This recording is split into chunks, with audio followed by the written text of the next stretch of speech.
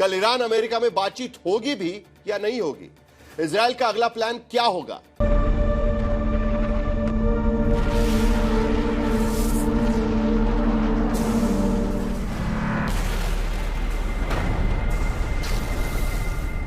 Iran की आवाम सड़कों पर जश्न मना रही थी कि 6 हफ्ते की जंग में उनके मुल्क ने अमेरिका जैसी ताकत को धूल चटा दी और जंग का मैदान छोड़कर भागने के लिए मजबूर कर दिया। लेकिन उसी जंग में ईरान के शाना बाशाना उतरकर इजराइल पर हमले करने वाला हिजबुल्लाह इस जंग में फंस गया। कहर अब लेबनान पर बरस रहा है। सीज फायर के दिन ही इजराइल ने दक्षिणी लेबनान में इतने बम मारे कि 10 मिनट के भीतर 100 जगहों पर धुआं धुआं हो गया। बुर्ज अबी से बावड़ा तक, बेका घाटी तक, टाया सिटी से नाबिदिये तक और हारूज से घोबेरी तक सिर्फ 24 घंटे में इजराइल ने दक्षिणी लेबनान में 250 से ज्यादा लोगों की जान ले ली। 1165 से अधिक लोग जख्मी होकर तड़प रहे। दरअसल ईरान जंग में सीज फायर के बाद हिजबुल्लाह ने हमले रोक दिए, लेकिन उसके फौरन बाद ही इजराइल ने दक्षिणी लेबनान के इलाके को खाली करने का फरमान सुना दिया और चंद घंटों के अंदर बमबारी शुरू कर दी। अब अमेरिका कह रहा है कि ईरान से सीज फायर वाली डील में लेबनान शामिल नहीं था। I think the Iranians thought that the ceasefire included Lebanon, and it just didn't. We never made that promise. We never indicated that was going to be the case. What we said is that the ceasefire would be focused on Iran, and the ceasefire would be focused on America's allies, both Israel and the Gulf Arab states. Now, that said, the Israelis, as I understand it, again, I'm supposed to get a fuller report when I get on the plane, have actually offered to be, frankly, to check themselves a little bit in Lebanon because they want to make sure that our negotiation is successful. Pakistan कह रहा है कि ये तो युद्ध विराम की शर्तों का सीधा उल्लंघन है और इजराइल को लेबनान पर कहर ढाने की सजा मिलनी चाहिए। उधर ईरान ने हॉर्मुज का गला फिर से दबा दिया।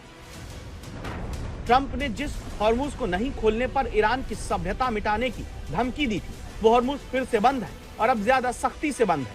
सीज फायर के ऐलान के बाद हॉर्मुज से सिर्फ 2 खाली जहाज ही पार हो सके। ईरान का कहना है कि लेबनान पर हमला करके सीज फायर की शर्तें तोड़ी गई हैं और अब हॉर्मुज नहीं खुलेगा। दरअसल सीज फायर के ऐलान के बाद ईरान ने अपनी आवाम में यही फैलाया कि अमेरिका ने उसके 10 सूत्री प्लान को मंजूर करके ही सीज फायर किया। अब अमेरिका ने इस पर क्या कहा है, सुनिएगा। The Iranians originally put forward a 10-point plan that was fundamentally unserious, unacceptable, and completely discarded. It was literally thrown in the garbage by President Trump and his negotiating team.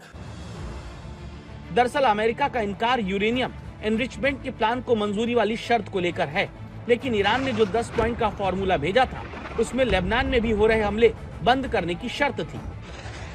उधर Iran में Lebanon पर हमले के विरोध में प्रदर्शन होने लगा। खाड़ी के मुल्कों में सीज फायर डील को लेकर ईरानी संसद के स्पीकर मोहम्मद बागर गालिबफ पर गंभीर आरोप लगाए जा रहे हैं। कहा जा रहा है कि ईरान के यही नेता ट्रंप का साझीदार बनकर ईरानियों की ओर से डील का ड्रामा कर रहे हैं। क्योंकि ईरान से जंग में फिलहाल सीज फायर का शोर तो मच गया, लेकिन ईरान और अमेरिका दोनों का बयान यही है कि ट्रिगर पर उंगलियां हैं, जरूरत पड़ी तो फिर जंग होगी। But as Secretary Hegseth said, let us be clear, a ceasefire is a pause, and the joint force remains ready if ordered or called upon to resume combat operations with the same speed and precision as we've demonstrated over the last 38 days, and we hope that that is not the case. उधर कल Pakistani PM Shahbaz शरीफ कैमरे के सामने इतराते मुस्कुराते इठलाते फिर रहे थे कि ईरान की जंग उन्होंने रुकवा दी। अब पता चला कि पाकिस्तान ने दोनों ही पक्षों को एक दूसरे की झूठी शर्तें बताकर सारा गड्ढमगड करके रख दिया है। इसका सच अब आप इन 2 तस्वीरों में देख सकते हैं, जिसमें एक पोस्ट में पाकिस्तानी पीएम शहबाज शरीफ साफ शब्दों में लिखते हैं कि सीज फायर की शर्तों में लेबनान भी शामिल है और उस पर हो रहे हमले भी बंद होंगे। दूसरी तरफ अमेरिका के उपराष्ट्रपति जेडी वैंस कह रहे हैं कि सीज फायर पर लेबनान की कोई बात नहीं हुई। तो कथित तौर पर पाकिस्तानी मध्यस्थता के बाद जंग ए ईरान के मैदान से खबर यही कि सीज फायर से पाकिस्तान को शोहरत मिली, अमेरिका को फुर्सत मिली, ईरान को राहत मिली और दुनिया को आफत ही आफत, क्योंकि हॉर्मुज का गला दबा हुआ है और दुनिया का दम घुट रहा है। आज तक ब्यूरो।